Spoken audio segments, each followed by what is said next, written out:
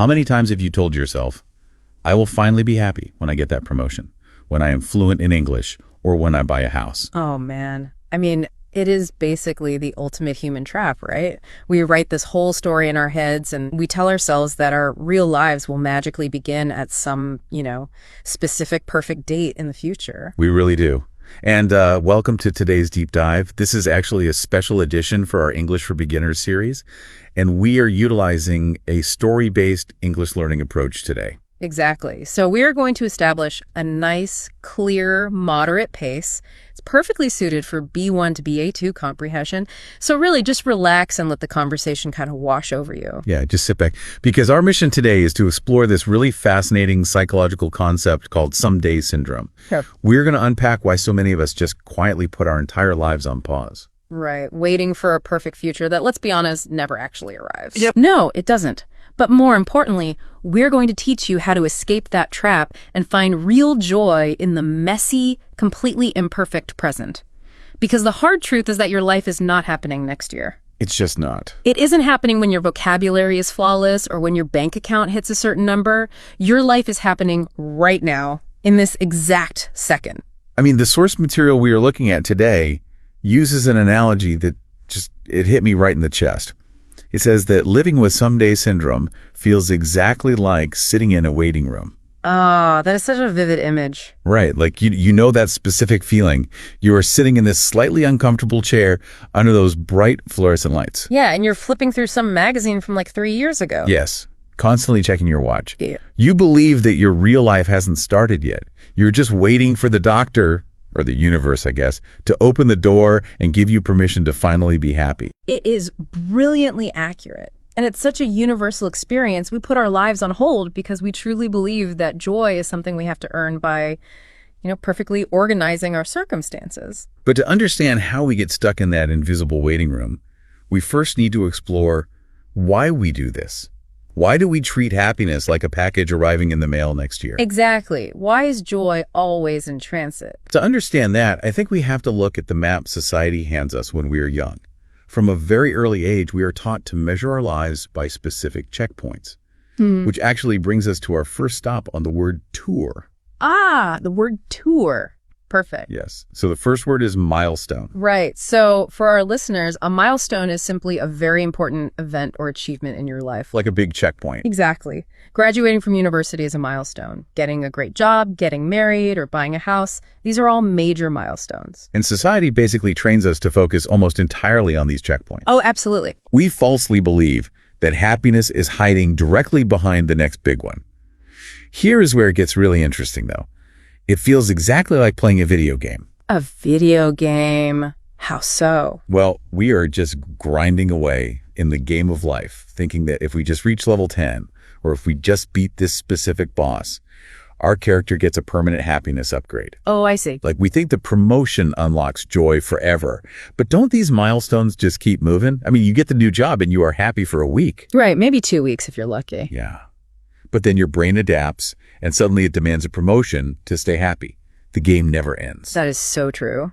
And you have hit on the exact cytological mechanism at play here. Psychologists actually have a specific term for this. It is called the arrival fallacy. Arrival fallacy. Okay. Yeah, it is the powerful illusion that simply arriving at a destination will make all of our problems magically disappear. So it is basically an emotional mirage. Precisely. We see water in the desert, but when we get there, it is just more sand. And we have to ask why our brains do this, right? It actually comes down to evolutionary biology. Wait, really? Evolution? Yeah, it's driven by something called the hedonic treadmill. The theory is that humans evolved to never be completely satisfied. Think about our ancient ancestors. If an early human found a bush of berries, ate them, and felt permanently satisfied. They would just sit down and never look for food again? Exactly. They would eventually starve to death. So dissatisfaction was actually a survival tool. Oh, wow. That makes so much sense. Right. We are biologically wired to feel a temporary spike of joy when we get something, but then that feeling quickly fades, so we keep seeking more resources. But today, we apply that same caveman survival mechanism to modern concepts, like learning English or climbing the corporate ladder. Yes. Our biology is actively working against our modern desire to just relax and be happy. That evolutionary context makes this one quote from our source material so much heavier. The author writes, "Some day is not a real day of the week." It is a jarring realization. I mean, you can look at any calendar in the world. You will see Monday, Tuesday, Wednesday. But you will never find a box labeled someday. Never. And if someday isn't a real day, then what are we actually doing to our current lives by waiting for it? We are actively delaying our own joy. Which brings us to our second word tour stop. The word is postpone. Postpone. Yes, to postpone simply means deciding to delay something until a later time. Like, you might postpone a picnic because it is raining outside. Right, you push it to next week. Exactly. But when we suffer from someday syndrome, we are constantly postponing our joy. We postpone our actual lives. We treat joy as if it's a non-perishable item, you know? We think it's like a can of soup we can just safely store away in a cupboard for 5 years. Just waiting for the right moment. Yeah. But human emotions do not work like that. Emotions expire.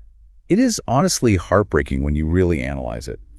By constantly postponing our joy, we are essentially looking at our current life, looking at today and saying, it just isn't good enough to enjoy. We are insulting our own lives. Yes. We are telling ourselves that today is just a stepping stone.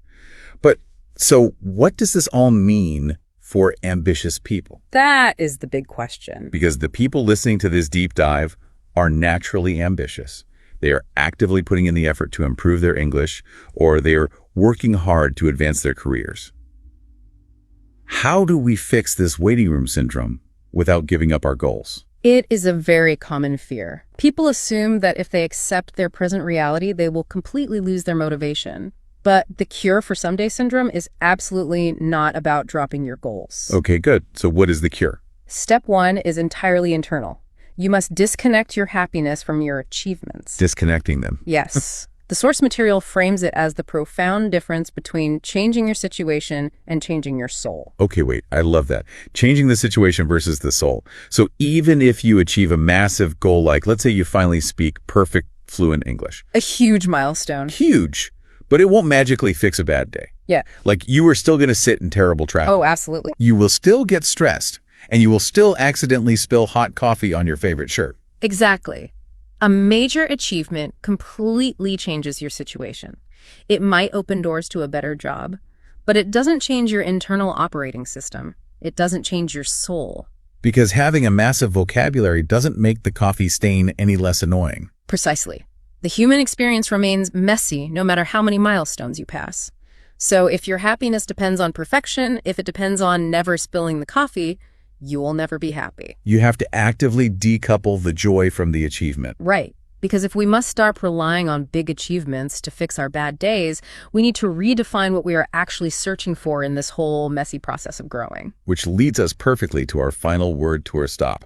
The word is contentment. Contentment. This is a crucial concept. We really need to carefully contrast contentment with happiness because they are not the same thing. Right. Happiness, at least how society defines it, is described as this very high-energy, loud emotion. Yeah, it's driven by dopamine. It is the thrill of winning a prize or buying a brand new car. It is a fantastic feeling, but it burns out quickly. It's an emotional sprint, and you can't sprint all day. Exactly, you would collapse. Contentment, on the other hand, is defined as a deep, quiet feeling of peaceful satisfaction with what you already have. I love the physical, everyday description of contentment from the text. It describes it as waking up, drinking your morning tea, looking out the window, and simply saying, "This is enough. Right now, I am okay." That phrase, "this is enough," is the absolute antidote to someday syndrome. It really is. I was thinking about this, and it seems like when you chase happiness, you are always running. You are out of breath, looking for the next milestone. But when you practice contentment, you are finally sitting still and participating in your reality. Participating in your reality, that is a beautiful way to phrase it. If you are constantly living in a hypothetical future, you are entirely missing the actual minutes that make up your existence. But, okay, let's unpack this.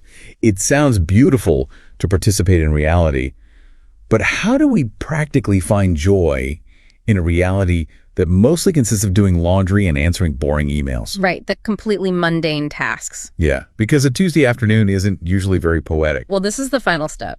You have to stop living in the waiting room and start romanticizing your ordinary days. Romanticizing the ordinary. Yeah. So how do we do that? You don't need a massive milestone to celebrate your life. No. And you don't need a tropical vacation to feel peace. The hosts, or rather, the text, gives some incredibly practical examples, like making a rainy Tuesday afternoon special. Oh, like the example about doing the dishes. Yes, nobody wants to wash dishes. Nobody. But instead of just grumbling at the sink, you can play your absolute favorite music while washing them. You intentionally turn a boring chore into an event. And the coffee mug example.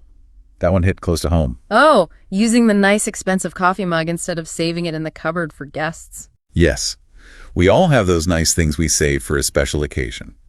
But romanticizing your life means realizing that a random Wednesday morning is the special occasion. Exactly. Or lighting a nice candle on a random Wednesday evening while you fold clothes. Okay, let's synthesize this, because doing these small things creates what the text calls a micro-vacation in your own living room. A micro-vacation. It is brilliant because it sends a powerful signal to your brain that today matters. You don't have to wait for Friday night to have fun. No, you don't.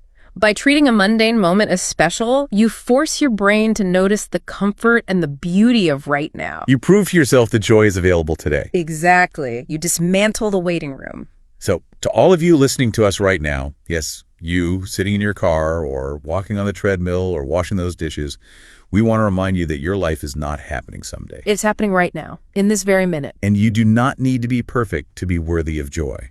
Practice finding contentment in your messy, imperfect present. I want to leave you with one final thought to mull over today.